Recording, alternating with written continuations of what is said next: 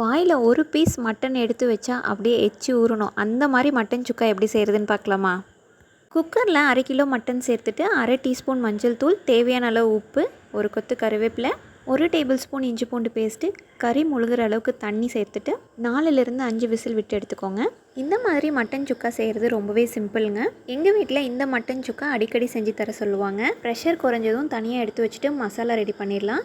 ஒரு கடாயில் தனியா, சோம்பு, சீரகம், மிளகு இது எல்லாமே ஈக்குவலாக 1 ஸ்பூன் அளவு எடுத்துக்கோங்க. கூடவே 2 பட்டை, 3 லவங்கம், 2 ஏலக்காய், 6 வரமிளகாய், ஒரு கொத்து கருவேப்பிலை இது எல்லாத்தையும் லைட்டாக வறுத்து எடுத்துக்கோங்க. ஆறின பிறகு இந்த மாதிரி பொடியாக அரைச்சி எடுத்துக்கோங்க. அதே கடாயில் 2 ஸ்பூன் நல்லெண்ணெய் சேர்த்துக்கோங்க. பொடியாக கட் பண்ண 20 சின்ன வெங்காயம், 3 வரமிளகாய், ஒரு கொத்து கருவேப்பிலை போட்டு நல்லா ஃப்ரை பண்ணிக்கோங்க. வெங்காயம் நல்லா வதங்கின பிறகு வேக வச்சு எடுத்து வச்சுருக்க மட்டனை இதில் சேர்த்துருங்க. இது கூடவே இன்னும் கொஞ்சம் உப்பு சேர்த்துட்டு நம்ம அரைச்சி வச்சுருக்கோம் இல்லைங்களா, அந்த பொடியை 2 ஸ்பூன் இதில் சேர்த்துக்கலாங்க. மட்டன் சுக்கா ரொம்ப டேஸ்ட்டாக வரத்துக்கு இந்த மசாலா தாங்க காரணம். இந்த பொடியை சேர்த்த உடனே நல்லா மணமாக இருக்குங்க. உங்களுக்கு தேவைப்பட்டால் 1/2 ஸ்பூன் அளவு வரமிளகாய் தூள் சேர்த்துக்கோங்க.